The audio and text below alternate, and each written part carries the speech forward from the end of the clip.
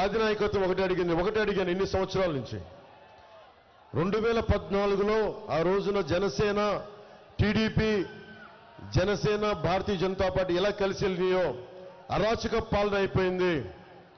అమ్మవారి ఉత్సవ విగ్రహాలను తీసుకెళ్లే రథాలు వెండి సింహాలు పోతే కాల్మనీలో కూర్చొని అరెస్ట్ అయిన వ్యక్తుల్ని దుర్గాదేవి గుడికి చైర్మన్ గా పెట్టారు. ఏదైనా మాట్లాడితే బెదిరిస్తారు. ఉన్న ఎమ్మెల్యే బెదిరిస్తాడు. ఈ కంటికి దెబ్బ తగిలితే ఈ కంటికి ప్లాస్టర్ వేసుకునే వ్యక్తులు మనకి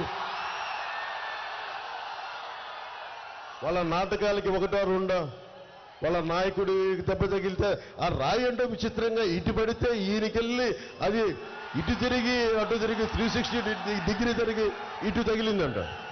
దానికి పాపం చాలా బాధపడుతున్నారు. ఇలా కన్ను కొడితే ఇలా చాలా పెడితే నేను సినిమాలో కూడా అంత నటన నా వల్ల కాదు. నేను అంత పెర్ఫార్మెన్స్ నేను చేయలేదు. కానీ ఆస్కర్ లెవెల్ పెర్ఫార్మెన్స్ మీరు నిజంగా అభివృద్ధి చేసి ఇందాక మనం కూర్చోబెట్టి మనం రోడ్ షో చేస్తూ ఉంటే ఒకటే అనిపించింది, ఎంత దుర్గంధం ఉంది మన డ్రైనేజ్ వ్యవస్థలో, అంత దుర్గంధం ఉంది. రోజు నేను ఒక్కసారి రావడానికి అంత దుర్గంధాన్ని అనుభవిస్తూ ఉంటే రోడ్డు సైడ్ షాపులుండి తినుబండారాల కేంద్రాలుండి ఎలా దుర్గంధంలో మన విజయవాడ ముఖ్యంగా మనకి నియోజకవర్గాలు ఇబ్బందిగా ఉంటాయని నాకు బాధిస్తుంది. నేను మీకు మాటిస్తున్నాను, కూటమి ప్రభుత్వం రాగానే మన డ్రైనేజ్ ఫెసిలిటీని అన్నిటినీ బాగు చేసే బాధ్యత మన కూటమి ప్రభుత్వం తీసుకుంటుంది. చూడటానికి అల్లంత దూరాన మనకి కొండల మీద ఉన్నాయి, చూడటానికి చాలా అద్భుతంగా ఉంది చూడటానికి నైట్ టైం. కానీ లోపలికి వెళ్తే ఎంత బాధ ఉంటుందో, రోడ్లు ఉండవు, వ్యవస్థలు సరిగ్గా ఉండవు. అలాంటిది ప్రత్యేకించి కొండల మీద ఉన్న వాళ్ళందరికీ ఒక ప్రత్యేకమైన సమస్య ఉంది, ఆరోగ్య సమస్య. చాలా మందికి పక్షవాతం వస్తూ ఉంది.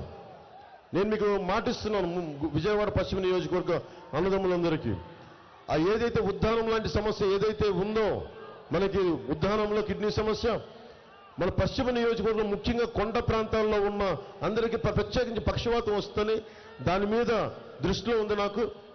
దాని మీద నేను సరైన ఆరోగ్యకరమైన దాన్ని రీసెర్చ్ చేయాలి. దాన్ని ఎందుకు ప్రత్యేకంగా వస్తున్నాయి దాని మీద గుర్తించి పరిష్కార మార్గాన్ని కనుక్కొని మీరు ఆరోగ్యంగా ఉండేలాగా మేమందరం కృషి చేస్తాం. మీకు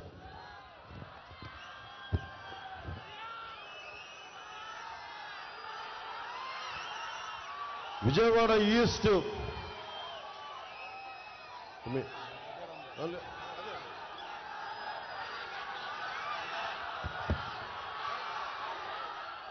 విజయవాడ ఈస్ట్ మన అమ్మిశెట్టి వాసు ఉన్నారు. అతను ఎలాంటి పుట్టినరోజు జరుపుకుంటే మొత్తం విజయవాడ అంతా కదిలి చేస్తుంది. నా ముందు చాలా మర్యాదగా ఉంటాడు, దూరంగా తిరుగుతుంటాడు. కానీ లోపల ఒక టన్ను శక్తి ఉన్నవాడు, టన్నుల శక్తి, అగ్నిగోళం పెరుగుతూ ఉంటుంది. అమ్మిశెట్టి వాసుకి నిలబడే నాయకుడు. భవిష్యత్తులో విజయవాడకి బలంగా ఉండే జనసేన నాయకుల్లో బలమైన వ్యక్తి.